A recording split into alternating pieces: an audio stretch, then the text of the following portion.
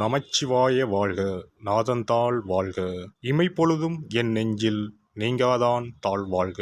வாழ்க வளமுடன். அனைவருக்கும் இனிய வணக்கங்கள். 2025ஆம் ஆண்டு மார்ச் மாதம் நடைபெற உள்ள சனி பெயர்ச்சியால் எந்தெந்த ராசிக்காரர்களுக்கு 7.5 சனி, அஷ்டம சனி, கண்டக சனி, அர்த்தாஷ்டம சனி நடைபெறப் போகிறது. இதனால் மேசம் முதல் மீனம் வரை 12 ராசிகளுக்கு 2025இல் எப்படி இருக்கும் என்பதனை பற்றி விரிவாக காண்போம். நீண்ட நாட்களாக தனது கும்பராசியில் அமர்ந்திருந்த சனி பகவான் தற்போது கும்பராசியில் இருந்து வெளியேறி குரு பகவானின் ஆதிக்கத்தில் உள்ள மீனராசியில் பிரவேசிக்க உள்ளார். திருக்கணித பஞ்சாங்கத்தின்படி 2025ஆம் ஆண்டு மார்ச் மாதம் 29ஆம் தேதி இரவு 9:44 கும்பராசியில் உள்ள புரட்டாதி நட்சத்திரம் 3ஆம் பாதத்தில் இருந்து மீனராசியில் உள்ள புரட்டாதி நட்சத்திரம் 4ஆம் பாதத்திற்கு பெயர்ச்சியாக உள்ளார். முதலில் நாம் காண இருப்பது 7.5 சனி. 7.5 சனியை 2.5 ஆண்டு காலமாக பிரித்து சொல்லலாம். முதல் 2.5 வருடத்தை விரயசனி என்றும், அடுத்து வரக்கூடிய 2.5 வருடத்தை ஜென்மசனி என்றும், இறுதியாக வரக்கூடிய 2.5 வருடத்தை பாதச்சனி என்றும் அழைக்கின்றோம். கடந்த ஆண்டு 2023இல் இருந்து மகர ராசிக்கு பாதசனியும், கும்பராசிக்கு ஜென்மசனியும், மீனராசிக்கு விரயசனியும் நடைபெற்று வருகிறது. இனி வரக்கூடிய சனி பெயர்ச்சியால் மேச ராசிக்காரர்களுக்கு 7.5 சனி ஆரம்பித்து அடுத்த 2.5 வருடம் விரயசனி நடைபெற உள்ளது. மீன ராசிக்கு விரயசனி முடிந்து ஜென்மசனியும், கும்பராசிக்கு ஜென்மசனி முடிந்து பாதசனியும் நடைபெற உள்ளது. மகர ராசிக்காரர்கள் 7.5 சனியில் இருந்து முழுமையாக விடுதலை அடைய உள்ளீர்கள். ராசிக்கு 4ஆம் இடத்திற்கு சனி பகவான் வரும் பொழுது நடைபெறுவது அர்த்தாஷ்டம சனியாகும். ராசிக்கு 7இல் சனி பகவான் வரும்போது நடைபெறுவது கண்டக சனியாகும். ராசிக்கு 8இல் சனி பகவான் வரும்போது அஷ்டம சனி நடைபெறும். வரும் சனி பெயர்ச்சியின் போது மகரம், கடகம், விருச்சிக ராசிக்காரர்கள் சனியின் பாதிப்பில் இருந்து விடுபட உள்ளீர்கள். மேச ராசிக்கு விரயச்சனியும், ரிஷப ராசிக்கு லாபச்சனியும், மிதுன ராசிக்கு கர்மச்சனியும், கடக ராசிக்கு பாக்கியச்சனியும் நடைபெறப் போகிறது. சிம்ம ராசிக்கு அஷ்டமச்சனி, கன்னி ராசிக்கு கண்டகச்சனி, துலாம் ராசிக்கு ரோகச்சனி, விருச்சிக ராசிக்கு பஞ்சம சனி, தனுசு ராசிக்கு அர்த்தாஷ்டம சனி, மகர ராசிக்கு சகாய சனி, கும்பராசிக்கு பாதசனி, மீன ராசிக்கு ஜென்மசனி நடைபெற உள்ளது.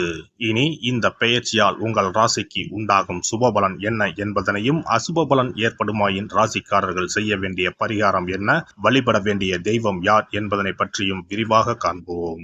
நடைபெற போகும் இந்த சனி பெயர்ச்சியால் உங்கள் வாழ்வில் வளமும் நலமும் செல்வ செழிப்பும் பெற்று வாழ்வில் உயரிய நிலையை அடைய எல்லாம் வல்ல எம்பெருமானை வேண்டி விரும்பி கேட்டுக்கொள்கிறேன்.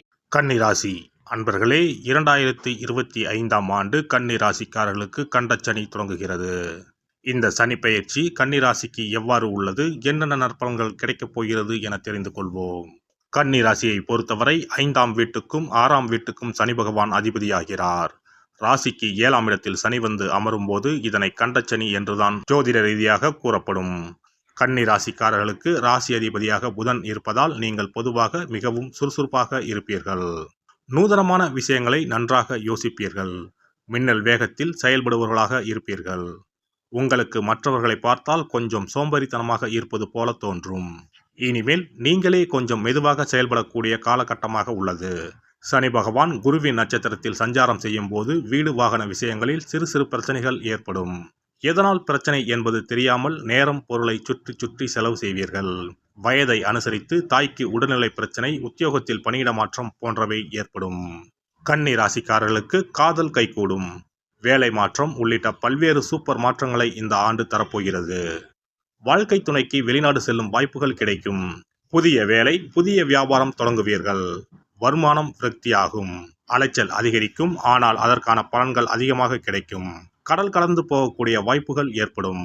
சனி பகவான் உத்திரட்டாதி நட்சத்திரத்தில் சஞ்சாரம் செய்யும் போது உங்களுடைய குழந்தைகள் சம்பந்தப்பட்ட விஷயங்கள், பூர்வீகம் சம்பந்தப்பட்ட விஷயங்களில் கவனமாக இருக்க வேண்டும். கடன் ஏதாவது வாங்கினால் அதன் மூலம் பயனுள்ளதா என்று யோசிக்க வேண்டும்.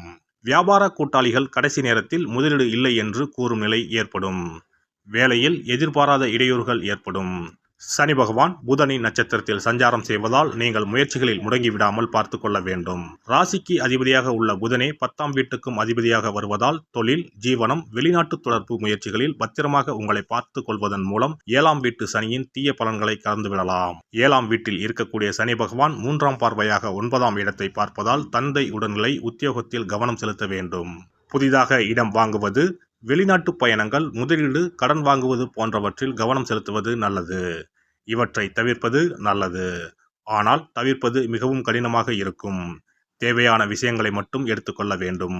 வயது வித்தியாசத்தில் திருமணங்கள் நடைபெறும். மாணவர்களை பொறுத்தவரை ஸ்லோவாக இருப்பதை தவிர்க்க வேண்டும்.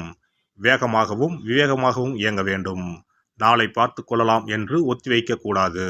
பெண்களை பொறுத்தவரை திருமண விஷயங்களில் இல்லாததை இருப்பது போல காண்பீர்கள். வரன்களை டபுள் செக் செய்து கொள்வது நல்லது. சிறப்பு பரிகாரம். நவ கிரகங்களில் சனி பகவான் நீதி தவறாதவர். அவரவர் கர்ம வினைகளுக்கு உரிய பலனை தவறாமல் வழங்குபவர். பொதுவாக சனி பெயர்ச்சி என்றாலே எல்லோரும் பயப்படுவார்கள். அப்படி பயப்பட வேண்டிய அவசியமே இல்லை. சனி பகவானால் பாதிப்புகள் ஏற்படும் பட்சத்தில் பாதிப்பில் இருந்து விடுபட பல எளிய பரிகாரங்கள் உள்ளன. ஒரு கைப்பிடி பச்சரிசியை எடுத்துக்கொண்டு அதை நன்றாக பொடி செய்து கொள்ள வேண்டும். பிறகு சூரியனை வழிபட வேண்டும். சூரியனை வழிபட்ட பிறகு குளக்கரையிலோ மரத்தின் அடியிலோ உள்ள விநாயகரை 3 முறை வலம் வந்து வழிபட்டு விட்டு பொடி செய்த பச்சரிசி மாவை தரையில் போட வேண்டும். அப்படி போடும் மாவை எறும்புகள் எடுத்துச் செல்லும். குறிப்பாக வன்னி மரத்தின் அடியில் இருக்கும் விநாயகரை வலம் வருவது மிகவும் விசேஷம்.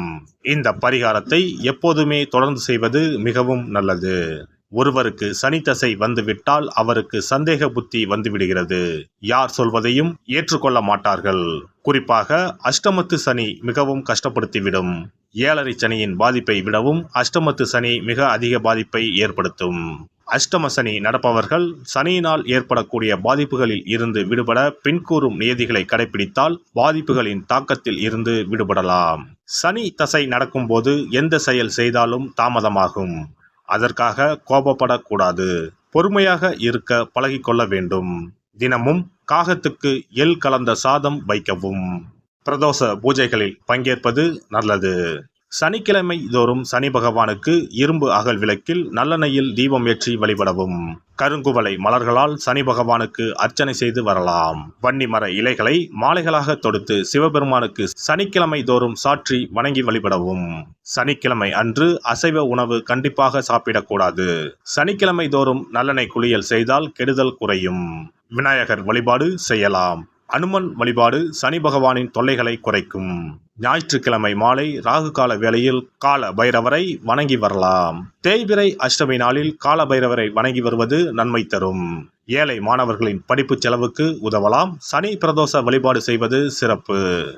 அன்னதானத்துக்கு உதவி செய்யலாம். சித்தர்களின் பீடங்கள் ஜீவ சமாதி பீடங்களுக்கு சென்று வணங்கி வழிபடலாம். வன்னி மரத்தை சுற்றி வந்து வணங்க வேண்டும். இதனால் சனி பகவானின் கொடுமையான பாதிப்புகள் விலகிவிடும். பிரதோஷ காலத்தில் சிவபெருமானுக்கு வில்வ இலை கொடுத்து வணங்க வேண்டும்.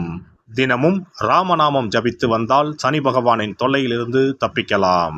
கால்கள் இல்லாமல் நடக்க இயலாதவர்களுக்கு இயன்ற உதவியை செய்யலாம். இந்த வழிமுறைகளை முறையாக கடைபிடித்து சனியினால் ஏற்படக்கூடிய பாதிப்புகளின் தாக்கத்தில் இருந்து விடுபடலாம்.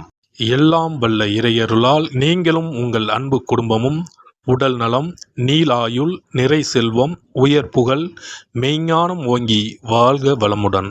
இந்த வீடியோ பதிவு உங்களுக்கு பிடித்திருந்தால் லைக் பண்ணுங்க, கமெண்ட் பண்ணுங்க, ஷேர் பண்ணுங்க. மறக்காம சப்ஸ்கிரைப் பண்ணுங்க. பக்கத்துல இருக்கிற பெல் பட்டனை கிளிக் பண்ணுங்க. நன்றி, வணக்கம். ஓம் நமச்சிவாய. சிவாய நம.